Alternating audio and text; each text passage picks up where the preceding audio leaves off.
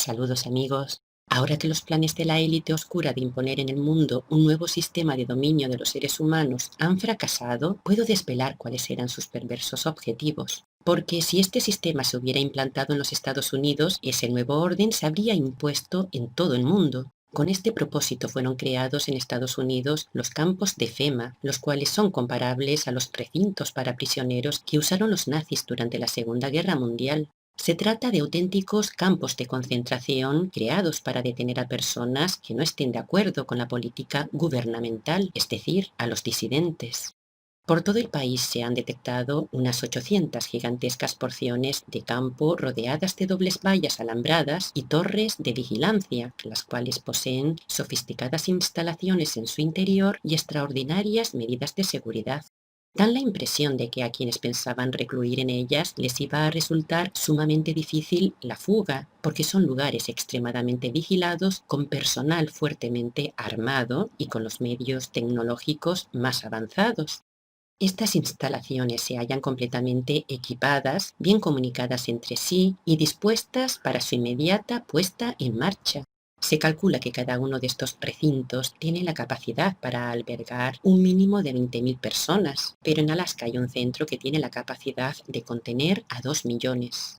Llama mucho la atención cómo en algunos lugares se observan amontonadas decenas de miles de cajas de color negro, las cuales parecen enormes ataúdes. Se fabrican en Georgia, el mismo lugar en donde se erige el monumento que menciona la muerte de la mayor parte de la población humana en aras del dominio mundial de la élite oscura. Pero lo más estremecedor no es lo que vemos, sino lo que no vemos, como son las grandes dependencias subterráneas que se encuentran por todo el territorio norteamericano.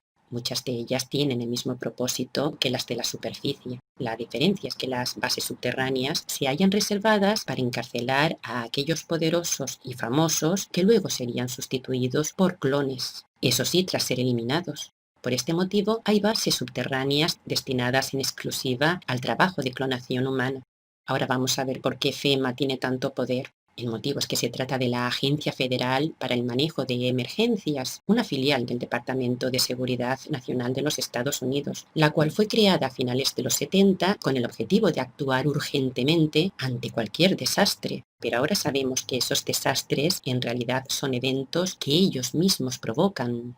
FEMA se convirtió en una de las instituciones más poderosas de los Estados Unidos y posiblemente de todo el mundo, porque llegado el caso, tiene la potestad de asumir más poder que el propio presidente de los Estados Unidos o que el mismo Congreso. Por ejemplo, puede tomar el control del país en caso de justificarse una epidemia mundial, lo que significa que un problema viral a gran escala podría ser fácilmente utilizado para justificar el uso de la ley marcial en los Estados Unidos.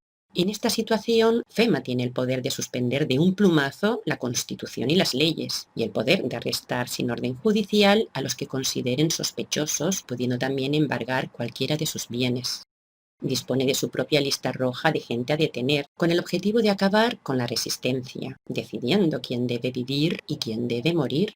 En el año 2016 surgieron rumores de que el gobierno de Obama planeaba imponer la ley marcial, pero aunque lo intentó, fracasó en el intento. Curiosamente, FEMA eliminó una docena de informes que evaluaban cómo respondió la agencia bajo la presidencia de Obama a varios desastres provocados ocurridos entre 2012 y 2016.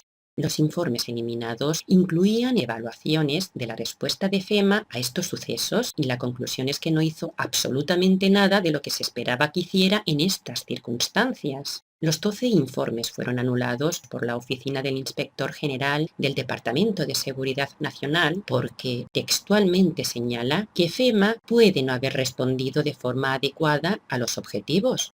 La realidad es que estos sucesos provocados en forma de terremotos, tsunamis, tornados o ciclones fueron utilizados de forma perversa, como fue el caso del terremoto de Haití, en donde miles de niños fueron secuestrados, quedando desprotegidos a partir de entonces en manos de estos criminales.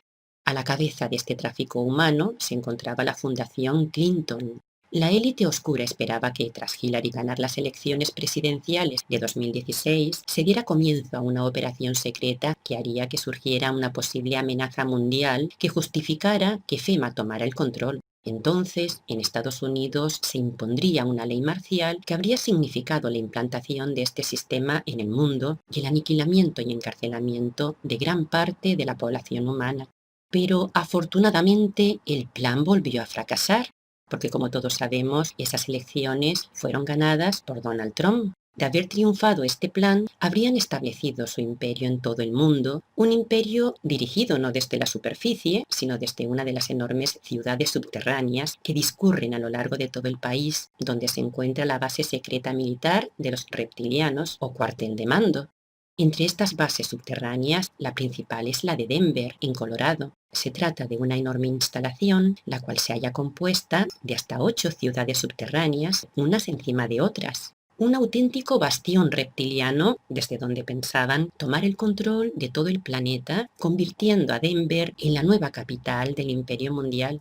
Pero, afortunadamente, al día de hoy la mayoría de las estancias subterráneas utilizadas por los reptilianos para dirigir el mundo y manipular a su gente ya han sido destruidas.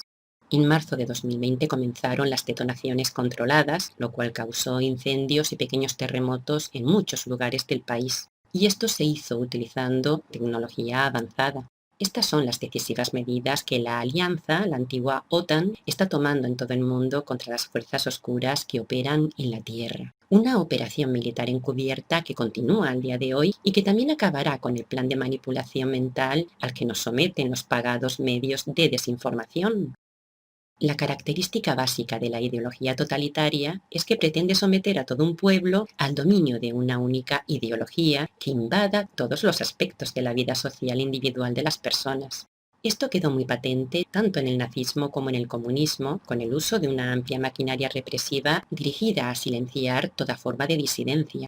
Durante la Segunda Guerra Mundial, la ideología nacionalsocialista se impartía a las masas a través del lenguaje, y una de las principales estrategias de adoctrinamiento consistía en utilizar palabras aisladas y expresiones que se repetían millones de veces para que la gente las considerara propias y las adoptara de manera mecánica e inconsciente.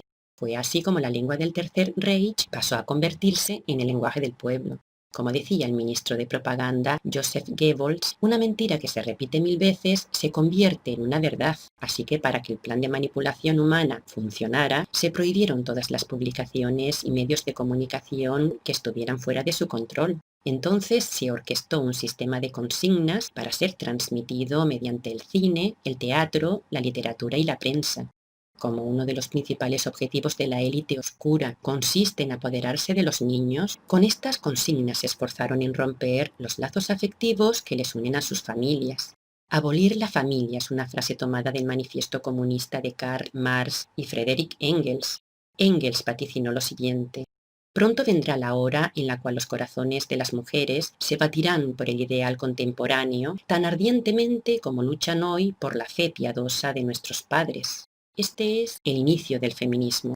La unión entre el marxismo y el feminismo quedó de manifiesto en el libro El origen de la familia, la propiedad privada y el Estado, de Engels, en el que se señala que el sistema de clases desaparecerá cuando se elimine la propiedad privada y la familia encabezada por un padre, cuando se establezca el libertinaje sexual, se facilite el divorcio unilateral, se otorgue a la mujer derechos reproductivos que incluyan el aborto, cuando se coloque a los niños en guarderías libres de la autoridad de sus padres y a las mujeres en el mercado laboral. Hoy esta consigna se ha convertido en la principal agenda del feminismo radical, una conspiración que se lleva a cabo muy sutilmente bajo el disfraz de los derechos humanos, de la igualdad de la mujer y de los derechos de los niños. Porque esta ideología en realidad lo que fomenta es la lucha de clases entre los géneros, en donde unos son considerados los opresores y otros los oprimidos. Al día de hoy, tanto el proyecto de destruir la familia como el odio a los opresores, es decir, a los miles de millones de personas cuyo crimen es haber nacido varón, se han plasmado en multitud de leyes a favor de los llamados oprimidos. Algo similar a lo que sucedió durante el Tercer Reich, donde los tribunales basaron muchas de sus condenas en farsas judiciales en las que el acusado estaba condenado de antemano, careciendo de una auténtica capacidad de defensa. No existía la presunción de inocencia, ni existían las garantías procesales propias de un país democrático. Este odio a lo masculino, la supremacía de lo femenino, se extiende como un reguero de pólvora en muchos países del mundo. Y esto se hace desde el mismo sistema educativo en donde se pretende, con el método de Goebbels, de repetir constantemente la misma mentira, que aceptemos como normales cosas que no lo son. Porque como ya he señalado, el verdadero objetivo de esta ideología son los niños, por lo que pretenden romper los lazos de amor familiares entre generaciones para que sea el Estado quien se encargue de educarlos y de formarlos. ¡Qué peligro! Esta ideología defiende que los niños deben tener plenos derechos legales, sexuales y económicos y que sus actividades educativas y laborales no tienen por qué diferir de la de los adultos. Por este motivo, durante los pocos años que dura la infancia, se debe reemplazar la destructiva paternidad y maternidad por la llamada responsabilidad. Es así como el niño, sin la autoridad familiar, podrá establecer nuevos lazos con gente de su propia elección, de cualquier edad o sexo. Según defendió en su momento la feminista Shulamit Firestone, las relaciones con niños incluirían tanto sexo genital como el niño sea capaz de recibir, probablemente más de lo que ahora creemos. Y el tabú de las relaciones adultos-niños desaparecerá. El tabú del incesto también habrá perdido su función. Firestone defiende que la familia es la causa de este tabú, el auténtico origen de la represión sexual. Escribió lo siguiente: si el niño escogiera la relación sexual con los adultos, aun en el caso de que escogiera su propia madre genética, no existirían razones para que ésta rechazara sus insinuaciones sexuales. Tremendo.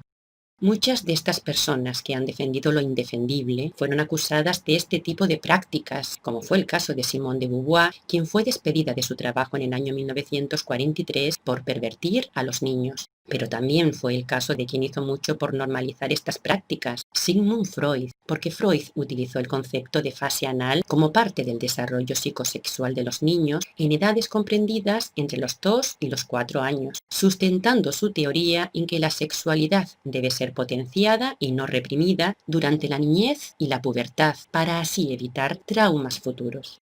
El hecho es que este pensamiento sirvió para construir una conciencia laxa al considerar el despertar de la sexualidad como un juego que debía ser potenciado. Pero ¿qué es lo que en realidad han tratado de normalizar con todas estas consignas? Está claro, los numerosos casos de abusos perpetrados tanto por los sacerdotes como por los miembros de la élite oscura que ya han salido a la luz son tan solo la punta del iceberg de lo que realmente está pasando y ha pasado en todo el mundo. Esta es la ideología totalitaria que pretendían imponernos, la ideología que pervierte y separa, siguiendo el lema de divide y vencerás. Pero para nuestra suerte y sobre todo para la suerte de los niños, todos aquellos que han tenido que ver de una manera u otra con esta trama secreta están siendo arrestados, juzgados y condenados, porque han estado implicados en delitos que son considerados muy graves.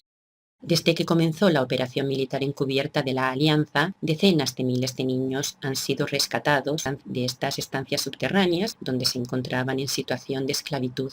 Pero aún quedan más niños que serán rescatados en los próximos meses. Este es uno de los principales motivos, aparte de los que ya comenté al principio de los campos FEMA, por lo que es necesario que Donald Trump gane las próximas elecciones. ¿Sabéis por qué el comunismo fracasó en Rusia? Porque fue incapaz de destruir la familia. Sin duda alguna, el amor es la fuerza más poderosa que existe en el universo. Hasta pronto, amigos.